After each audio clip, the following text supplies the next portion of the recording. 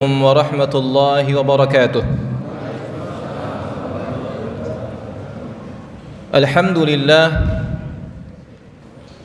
لله الذي غافر الذنب وقابل التوب شديد العقاب ذي الطول لا إله إلا هو إليه المصير. اللهم صل وسلم وزد وبارك وأنعم على حبيبنا ونبينا ومولانا محمد وعلى آله وصحبه أجمعين. أما بعد فيا عباد الله أوصي نفسي وإياكم بتقوى الله وطاعته لعلكم تفلحون. وقال تعالى في كتابه الكريم يا أيها الذين آمنوا اتقوا الله حق تقاته ولا تموتن إلا وأنتم مسلمون. Ma'asyiral muslimin wal muslimat, hadirin hadirat jamaah Masjid At-Taqwa yang mudah-mudahan senantiasa dirahmati dan diberkahi oleh Allah Subhanahu wa taala. Bersyukur kepada Allah sampai malam hari ini kita masih istiqamah mendirikan malam di bulan Ramadan, melakukan qiyamul Ramadan, salat tarawih berjamaah. Mudah-mudahan ibadah siam dan qiyam kita diterima di sisi Allah Subhanahu wa taala, dan kita termasuk orang yang terus bertahan sampai babak akhir. Innamal a'malu bil khawatim. Sesungguhnya amal itu dilihat dari endingnya, dari babak finish dan babak finalnya. Jika kita mampu bertahan sampai babak final, itulah sebuah indikator kita mendapatkan husnul khatimah. Mudah-mudahan Allah mengkaruniakan kepada kita husnul khatimah. Pada kesempatan malam hari ini saya mengutip sebuah nasihat dari Amirul Mukminin tentang 4 rahasia yang Allah rahasiakan dalam kehidupan kita. Qala Amirul Mukminin, Inna Allah Ta'ala akhfa arba'ah fi arba'ah. Sesungguhnya Allah Subhanahu wa Ta'ala merahasiakan 4 hal dalam kehidupan kita. Rahasia yang pertama adalah akhfa ridahu fi ta'atih. Allah merahasiakan keridhaannya terletak di ketaatan mana yang kita kerjakan. Kita tidak ada yang tahu Allah ridha terhadap sholat kita kah, tilawah kita, sedekah kita, istighfar kita, atau amal-amal yang lain. Tidak ada yang tahu di antara kita. Bahkan mungkin Allah ridho kepada amal yang mungkin dianggap sepele, dianggap kecil, dianggap sebelah mata. Amal yang kita lakukan yang mungkin secara kuantitas tidak ada apa-apanya, namun karena dilakukan secara ikhlas tulus di hadapan Allah Subhanahu wa taala, boleh jadi itulah yang mendatangkan keridhaan Allah kepada kita. Ittaqun nar, kata Nabi, jagalah diri kalian dari api neraka, takutlah kepada api neraka walau bisyikki tamrah, walau cuman sekedar dengan bersedekah dengan sebutir kurma. Bersedekah dengan yang receh-receh mungkin boleh jadi Allah ridha kepada kita ketika kita lakukan dengan tulus ikhlas di hadapan Allah Subhanahu wa taala. Kita hafal betul ayatnya, "Faman ya'mal mithqala dzarratin khairan yarah, wa may ya'mal mithqala dzarratin syarran yarah." Allah Subhanahu wa taala akan memperlihatkan setiap amal kebaikan walaupun mungkin itu receh, walaupun mungkin itu remeh-temeh, dipandang sebelah mata. Tugas kita adalah waqul i'malu, beramalah. Fasayarallahu amalakum wa rasuluhu wal mu'minun. Allah yang akan melihat amal-amal kita. Ada sebuah kebiasaan yang dilakukan oleh seorang bapak-bapak penjual roti di zaman Imam Ahmad bin Hanbal. Dalam biografinya dituliskan kisah pengalaman Imam Ahmad bin Hanbal saat mabit bermalam di rumah seorang bapak-bapak yang orang biasa-biasa saja. Bukan seorang kiai, bukan seorang habaib, bukan seorang ulama, orang biasa, namun luar biasa di hadapan Allah Subhanahu wa taala. Saat Imam Ahmad bin Hanbal bermalam di rumahnya, beliau menyaksikan dengan matanya sendiri Sepanjang malam bapak-bapak itu saat mengadon rotinya, membakar roti untuk dipersiapkan besok mau dijual, lisannya tidak pernah berhenti mengucapkan kalimat yang mungkin ringan diucapkan oleh kita. Kalimat yang disampaikan oleh Rasulullah SAW, kalimatani khafifatan, dua kalimat yang ringan di lisan, tapi thaqilatan, berat bobotnya, berat pahala, timbangan pahalanya di sisi Allah Subhanahu wa taala saat di yaumul mizan nanti. Subhanallah wa bihamdi, subhanallahil azim, subhanallah wa bihamdi, subhanallahil azim. Dia ucapkan kalimat itu terus menerus sepanjang malam. Saat keesokan harinya ingin pamit, ingin melanjutkan safarnya, Imam Ahmad bin Hanbal pun menyampaikan pertanyaan karena penasaran, sudah berapa lama beliau melakukan hal ini? Ternyata konsisten dilakukan sudah 30 tahun lamanya. Melakukan amal yang mungkin boleh jadi dianggap oleh orang-orang amal yang sepele, amal yang secara prakteknya gampang, semua hafal kalimat itu, subhanallah wa bihamdi, subhanallahil azim, ringan diucapkan. Namun boleh jadi amal yang remeh, amal yang mungkin dianggap kecil oleh sebagian manusia, boleh jadi inilah amal yang akan mendatangkan ridha Allah kepada kita. Maka jangan pernah meremehkan amal, walaupun mungkin amal itu kecil, terlebih lagi di bulan Ramadan. Maka ada sebagian sahabat ketika mendengarkan tentang fadilah memberi makan minum orang yang berbuka puasa, sahabat-sahabat yang tidak punya duit, yang hartanya terbatas, yang makanan pun terbatas, untuk dirinya saja susah, ini harus memberi makan kepada orang yang berpuasa. Mereka merasa kecil hati, tidak bisa melampaui amal sahabat-sahabat yang bisa memberi makan. Dan Rasulullah pun memberikan sebuah kabar, ternyata walau cuma seteguk air, hanya segelas air putih saja, tidak ada bedanya di sisi Allah Subhanahu wa taala. Jangan pernah meremehkan amal soleh, walaupun mungkin itu kecil di hadapan manusia, mungkin tidak dianggap manusia. Ingatkah kita dengan kisah yang semua tahu, kisah ini yang terdapat dalam kitab Riyadhus Shalihin tentang bagaimana seorang wanita yang kotor, bukan ahli ibadah, namun mendapatkan ridha Allah. Allah terima taubat-taubatnya karena ketulusannya memberi minum seekor binatang yang najis. Karena tulus dia lakukan, bukan demi konten, bukan biar viral, di videoin kemudian diupload di sosial media, bukan.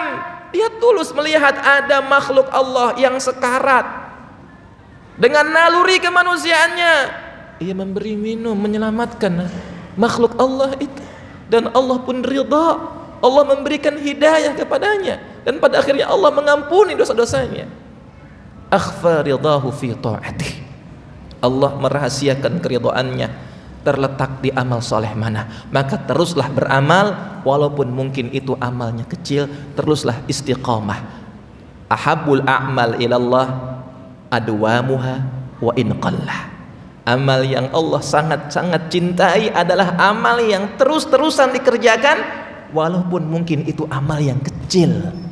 Yang kedua, rahasia yang kedua, akhfa sukhtuhu fi maksiyatih. Allah merahasiakan kemurkaannya terletak di maksiat mana yang kita lakukan. Jangan-jangan maksiat yang sepele, kesalahan yang kecil yang dianggap sebelah mata, yang justru mendatangkan murka Allah kepada kita. Ketika itu Rasulullah SAW melewati sebuah makam. Ada 2 makam di situ, kuburan, di mana beliau memberikan informasi kepada para sahabat tentang apa yang terjadi di alam kubur sana. Suara teriakan-teriakan penghuni kubur yang mendapatkan siksa dari Allah Subhanahu wa taala. Mereka bukan pelaku dosa-dosa besar, bukan pemabuk, bukan pembunuh, bukan pezina, bukan. Mereka pelaku dosa yang dianggap remeh, jamaah. Yang pertama adalah pelaku apa? Pelaku di mana dirinya meremehkan cara bersuci, toharoh.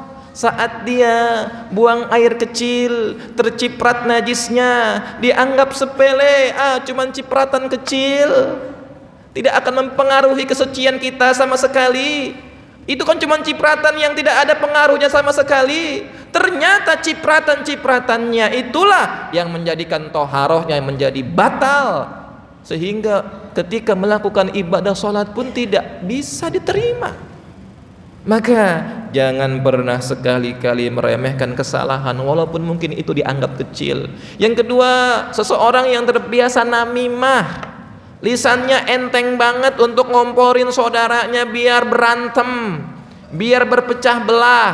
Apalagi di zaman sekarang banyak orang yang melakukan namimah bukan pakai lisan lagi, pakai sosial media dengan komentar-komentarnya, mengadu domba antar umat Islam biar berantem terus. Ketika dikecam, dinasehatin, bilangnya apa? Saya kan cuma bercanda, itu cuman joke, jangan baper jadi orang. Masya Allah, ringan mengatakan itu cuman bercanda, padahal perilakunya itu jangan-jangan yang membuat Allah murka. Bahkan dengan ringannya ada orang yang berstatement lebih bangga masuk neraka kalau harus masuk surga ketemu dengan Ustadz Fulan, ulama Fulan, Habib Fulan. Gak sudi saya kalau ke surga ketemu mereka-mereka. Lebih baik masuk neraka bertemu dengan artis Hollywood. Ringan diucapkan di lisan. Sangat mudah mengucapkan ini, dipublis dengan bangganya pula, dengan ketawa ketiwi. Jangan-jangan dosa yang remeh inilah, yang diremehkan inilah yang mendatangkan murka Allah kepada kita. Yang ketiga, akhfa ijabatahu fi da'watih. Allah merahasiakan doa mana, doa siapa yang akan diijabah di sisi Allah Subhanahu wa taala. Apakah doanya para ustadz? Apakah doanya para habaib? Apakah doanya para imam? Apakah doa orang-orang yang tidak pernah muncul sama sekali, nggak pernah naik di atas mimbar, nggak pernah berceramah, tapi doanya menggetarkan arsy-Nya Allah Subhanahu wa taala? Jangan-jangan doa mereka yang diijabah di sisi Allah. Doa dari orang-orang yang tidak berdaya, yang merasa dizalimi. Doa dari kaum fakir miskin ketika mereka mendoakan orang-orang yang memberi, dengan tulusnya mendoakan semoga rezeki, panjang umur, mudah urusan. Atau bahkan doa dari anak-anak kecil yang masih sangat polos. Saya teringat dengan pemandangan yang luar biasa yang dicontohkan oleh seorang ulama, Syekh Ali Al-Jufri hafizahullah. Saat pengajian, beliau memimpin pengajian, mengakhiri pengajiannya dengan doa. Saat berdoa tiba-tiba ada anak kecil usia 5 tahun. Usia 5 tahun tiba-tiba berdiri dengan polosnya, melihat, memandang, berdiri depan tanpa ada rasa malu. Kemudian syekh tersebut memanggil, ta'al, sini. Dipanggil untuk apa? Disodorin mic-nya. Mic saat memimpin doanya disodorin ke anak itu, bilang, say amin, katakan amin, amin, amin. Anak itu pun ikut amin, amin, amin. Selesai memimpin doa, beliau menjelaskan kepada para jamaah yang menjadi pelajaran untuk kita semua jamaah. Apa yang tadi dilakukan, mengapa saya meminta anak ini mengucapkan amin, amin, amin. Sengaja saya minta amin kepada anak ini, dan saya optimis, saya hakul yakin boleh jadi aminnya anak ini yang masih sangat polos, masih bersih hatinya, lebih didengar di sisi Allah Subhanahu wa ta'ala dibandingkan kita yang sudah hidup lama. Para masyayikh, para orang tua yang otomatis dosanya lebih banyak, hatinya lebih kotor. Jangan-jangan doa mereka yang lebih didengar di sisi Allah Subhanahu wa ta'ala. Maka jangan pernah meremehkan doa dari cucu-cucu kita. Doa mereka ketika mengaminkan, mengangkat tangannya, semoga kakek dan nenek panjang umur, sehat, lancar urusannya, diberikan kemudahan. Jangan sekali-kali meremehkan doa-doa mereka. Apalagi Ramadan, syahrud du'a, bulannya berdoa. Bulan di mana kita dianjurkan untuk banyak-banyak memanfaatkan waktu yang mustajab untuk berdoa. Minta doa dari anak-anak kita yang masih polos-polos itu. Mereka hadir malam hari ini, ikut mengaminkan doa-doa kita. Mudah-mudahan doa-doa mereka pun diijabah di sisi Allah Subhanahu wa ta'ala. Dan yang terakhir, akhfa waliyuhu fi ibadih. Allah merahasiakan siapa di antara hambanya yang dipilih menjadi kekasih-kekasih Allah. Kekasih-kekasih Allah itu apakah yang sering muncul di YouTube, yang berceramah di atas mimbar? Belum tentu, jamaah. Jangan-jangan kekasih Allah itu yang tersembunyi, yang sangat ikhlas amalnya, yang nggak pernah kelihatan, tapi doanya didengar di sisi Allah Subhanahu wa taala. Dan saya hakul yakin di tempat ini, di majlis ini, di Masjid At-Taqwa, ada di antara hamba-hamba Allah yang dipilih menjadi kekasih-kekasih Allah Subhanahu wa taala. Mudah-mudahan Allah Subhanahu wa taala memberikan kekuatan kepada kita untuk senantiasa istiqamah menjaga amal-amal soleh kita sampai akhir hayat kita. Allahumma inna nas'aluka husnal khatimah wa na'udzubika min su'il khatimah. Aqulu qawli hadza astaghfirullahal azim li wa lakum subhanakallahumma wa bihamdika asyhadu an la ilaha illa anta astaghfiruka wa atubu ilaik. Assalamualaikum warahmatullahi wabarakatuh.